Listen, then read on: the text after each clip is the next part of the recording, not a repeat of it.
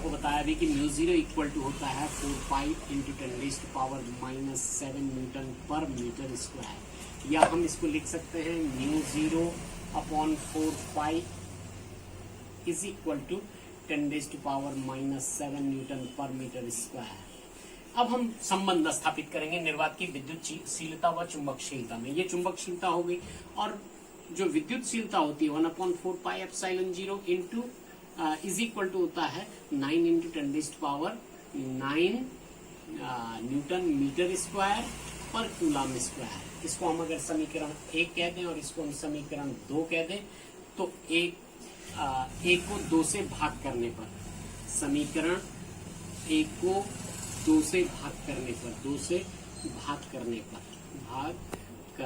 पर क्या हो जाएगा, म्यू जीरो अपॉन 4 पाई या म्यू जीरो अपॉन 4 पाई ऐसे लिख देंगे बटे 1/4 pi epsilon 0 is equal to 10⁻⁷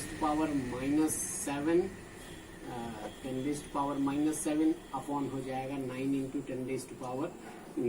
mu zero upon 4 pi, और ये 4 पाई ऊपर चला जाएगा तो म्यू जीरो, ये एप्सिलॉन 0 भी ऊपर चला जाएगा, म्यू जीरो इंटू 4 पाई एप्सिलॉन 0 बटे 4 पाई ऐसा हो जाएगा। 4 पाई से 4 पाई कैंसिल हो जाएगा, is equal to 10⁻⁷ upon 9 into 10⁻⁹, या ये हो जाएगा mu zero epsilon 0 is equal to 1/9 into 10⁻⁹।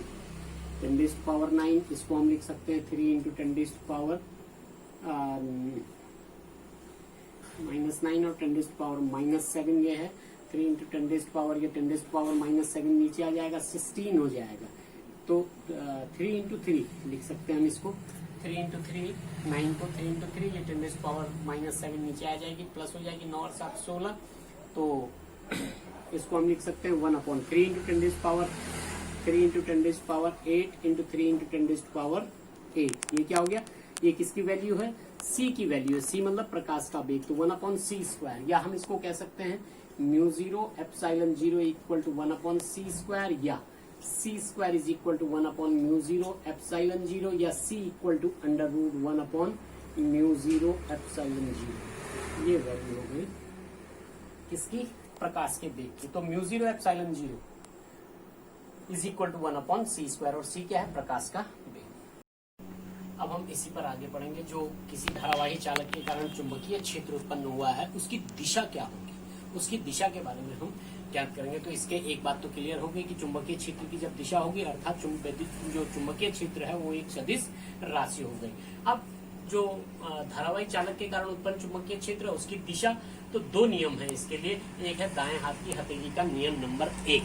दाएं हाथ की हथेली ये हमने फैला दी इस तरीके से, ये, और ये जो है अंगूठा इन उंगलियों के बिल्कुल लंबवत। तो ये जो है अंगूठा यदि धारावाही चालक की दिशा को प्रकट कर रहा हो, धारावाही चालक की दिशा में, तो हथेली, ये जो हथेली में स्थित कोई भी बिंदु है, उसमें स्थित बिंदु पर जो चुंबकीय क्षेत्र की दिशा होगी वो हथेली की दिशा होगी। हथेली की दिशा क्या है, सामने, अर्थात धारावाही चालक की अगर दिशा ये है और यहाँ पर हमने किसी बिंदु पर ज्ञात करना है, तो चुंबकीय क्षेत्र, उत्पन्न चुंबकीय क्षेत्र की दिशा ये होगी। हमने ये हाथ यूं कर दिया, हथेली की दिशा क्या हो गई, यहाँ हो गई, हथेली क्या हो गया, ये। तो इस बिंदु पर, हथेली में स्थित कोई बिंदु पर, इस पर चुंबकीय क्षेत्र की दिशा क्या हो गई, वही हो गई।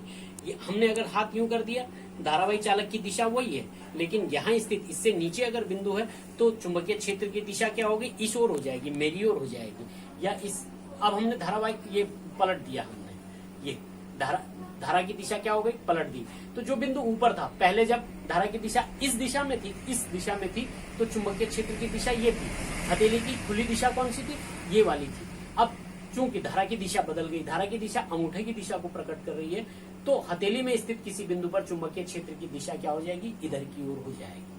तो ये कहलाता है दाएं हाथ की हथेली का नियम नंबर। यदि ये धारा की दिशा हो, धारावाही चालक में धारा की दिशा को प्रकट करे, धारा की दिशा, तो हथेली में स्थित कोई भी बिंदु, उस पर चुंबकीय क्षेत्र की दिशा क्या हो जाएगी, हथेली की दिशा हो जाएगी। हथेली की दिशा ये दाएं हाथ की हथेली के नियम से, इस बिंदु पर यहाँ घुमा देंगे, ये धारा की दिशा वही है ऊपर की ओर, लेकिन बिंदु कहाँ बदल गया, यहाँ पर हो गया, तो धारा की दिशा क्या हो जाएगी, इस ओर हो जाएगी।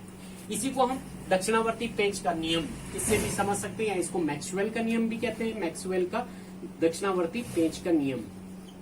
मैक्सवेल भी साइंटिस्ट का नाम है।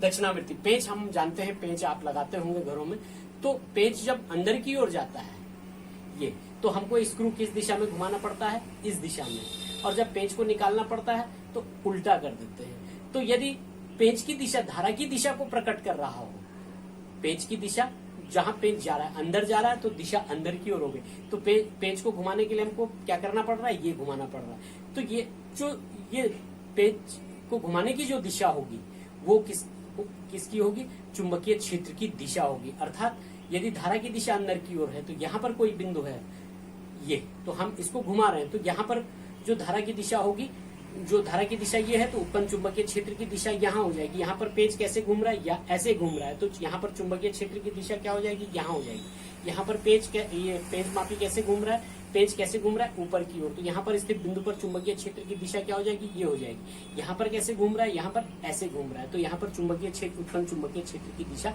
ये हो जाएगी। तो इसको कहते हैं दक्षिणावर्ती पेंच का नियम।